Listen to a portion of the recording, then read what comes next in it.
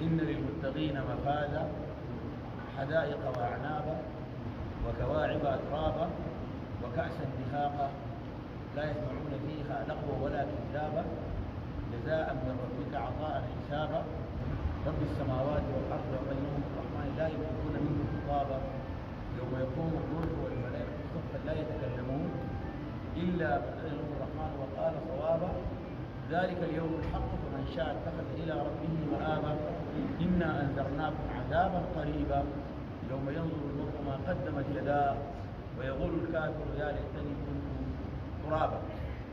هذه الآيات الله سبحانه وتعالى ختم فيها هذه السورة العظيمة، وكما بينا في الدرس الماضي أن الله سبحانه وتعالى في القرآن الكريم دائما يتحدث عن الشيء وعن ضده، وكما قال العرب وبضدها تتبين الأشياء. الله تبارك وتعالى في الآيات الماضية يتحدث عن أصحاب النار الفجار الكفار الذين عصوا الله سبحانه وتعالى، وأما هنا فإنه تبارك وتعالى تحدث عن المتقين الذين استجابوا له ولرسوله والتزموا بأمره تبارك وتعالى. وإن للمتقين، والتقوى كما نعلم هي طاعة الله تبارك وتعالى.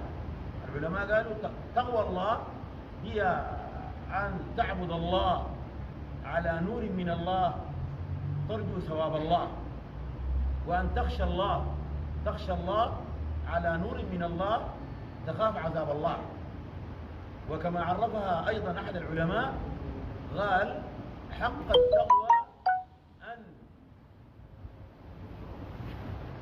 يشكر فلا يكفر، وأن يذكر فلا ينسى، وأن يطاع فلا يعصى سبحانه وتعالى. وربنا تبارك وتعالى قال إن للمتقين مفازا. مفازا معناه فوز. والله تبارك وتعالى يقول ومن زحزح عن النار وأدخل الجنة فقد فاز، يعني الفوز العظيم الذي به يسعد الإنسان هو الفوز بجنة الله تبارك وتعالى يوم القيامة. إن للمتقين مفازا حدائق وأعناب. هذا مما ادخره الله تبارك وتعالى لعباده يوم القيامة، حدائق وأعنابا وكواعب أترابا. والكاعب هي المرأة الناهد التي ما زالت في ريعان شبابها، الكاعب من الكواعب. أتراب أي يعني مستويات في الجمال وفي الأعمار وفي كل شيء. كواعب أترابا وكأسا دهاقا. قالوا معناها متتابعة، وهذه الكؤوس هي من ما أيضا الله تبارك وتعالى ادخره لعباده. لذلك هذه الجنة كما قال النبي صلى الله عليه وسلم فيها ما لا عين رأت ولا أذن سمعت ولا خطر على قلب بشر، يعني كل ما يتخيله الإنسان من النعيم ومن الخير والبر فإنه لا يخطر بباله في هذه أو في تلك الجنة التي أعدها الله تبارك وتعالى لعباده المتقين. وكأسا دهاقا لا يسمعون فيها لغوا ولا كذابا. اللغو قالوا هو كل ما لا ينفع، أو هو من الكلام ما لا يعتد به. والله تبارك وتعالى قد أفلح المؤمنون الذين هم في صلاتهم خاشعون والذين هم عن اللغو معرضون. يعني أي حاجة الإنسان ما تنفعه ما يستفيد منها في الدنيا ولا في الآخرة هذا لغو. لا يسمعون فيها لغوا ولا كذابا جزاء من ربك عطاء حسابا. قالوا حساب معناه شنو؟ الحساب معناها الإنسان يديك حقك كامل. الحساب دي معناها شنو؟ معناها ربنا سبحانه وتعالى أداك جزاك كامل غير منغوص. جزاء من ربك عطاء حسابا رب السماوات والأرض. الله سبحانه وتعالى نزه نفسه وزكى نفسه رب السماوات والأرض وما بينهم الرحمن سبحانه وتعالى. وذكرنا الرحمن قبل كده، الرحمن هو الذي يرحم كل عباده. رحمة واسعة، رحمة عامة. والرحيم هو الذي يرحم عباده المؤمنين، لأن الله تبارك وتعالى قال وكان بالمؤمنين رحيما. وهي الرحمة التي يبعثها الله تبارك وتعالى في قلب الإنسان ويحبب إليه الإيمان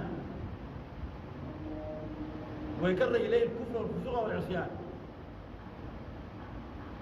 رب السماوات والأرض وما بينهم الرحمن لا يملكون أي لا يستطيعون منه خطابا، لا يملكون منه خطابا إلا من أذن له الرحمن وغال صواب. الله سبحانه وتعالى وذلك يوم القيامة الله سبحانه وتعالى ليس هنالك حديث لأحد إلا من أذن الله يوم القيامة. ذلك اليوم الحق فمن شاء منكم اتخذ إلى ربه مآبا أي مرجعا، ومن شاء اتخذ إلى ربه مآبا إنا أنذرناكم عذابا غريبا. هذا الكفار إنا أنذرناكم عذابا قريبا. بعد شنو؟ يوم ينظر المرء ما قدمت يداه ويقول الكافر يا ليتني كنت ترابا. وهذا الكلام كما جاء في الحديث أن الله سبحانه وتعالى يبعث كل الخلائق يبعثها ويحاسبها، كما قال النبي صلى الله عليه وسلم الله سبحانه وتعالى يقول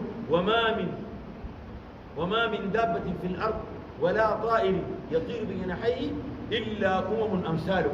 الله سبحانه وتعالى يجمع الخلق كله، كل الخلائق يجمعها ويحاسبها، حتى كما قال النبي صلى الله عليه وسلم حتى يأخذ الله سبحانه وتعالى من الشاة الجماء، من الشاة الغرناء للشاة الجماء. الغرناء معناها عندها قرون والجماء معناها ما عندها قرون. الله سبحانه وتعالى بعد أن يحاسب هذه الخلائق كلها يحاسبها جميعا، الله تبارك وتعالى يقول لها شنو؟ يقول لها كوني ترابا. خلاص بيبقى الإنسان، هذا الإنسان يبقى وحده، هو الذي يدخل النار.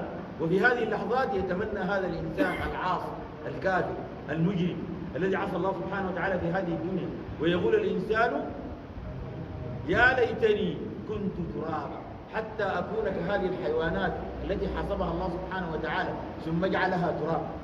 لذلك نحن نحمد الله سبحانه وتعالى الذي هدانا واصطفانا ووفقنا وحبب إلينا هذه العبادات أيها المسلمين. لذلك هذه الآيات الله سبحانه وتعالى بيّن فيها مصير أهل التقوى. وهذه التقوى الله تبارك وتعالى في كتابه الكريم ذكرها في آيات كثيرة، مغرونة بالعلم، مغرونة بالصلاة. في آيات كثيرة جدا الله تبارك وتعالى تكلم عنها آيات متنوعة. ولذلك جماع التقوى كما قال العلماء، جماع التقوى هو طاعة الله سبحانه وتعالى، طاعة الله سبحانه وتعالى والالتزام بأمر الله تبارك وتعالى. أسأل الله سبحانه وتعالى أن يهدينا إلى ذلك. اللهم اغفر لنا ذنوبنا وإسرافنا في أمرنا وكفر عنا سيئاتنا المحرمين. اللهم أعز الإسلام والمسلمين وانصر الحق والدين وانصر عبادك الذين في كل مكان. جزاكم الله خيرا. بارك الله فيكم. السلام عليكم.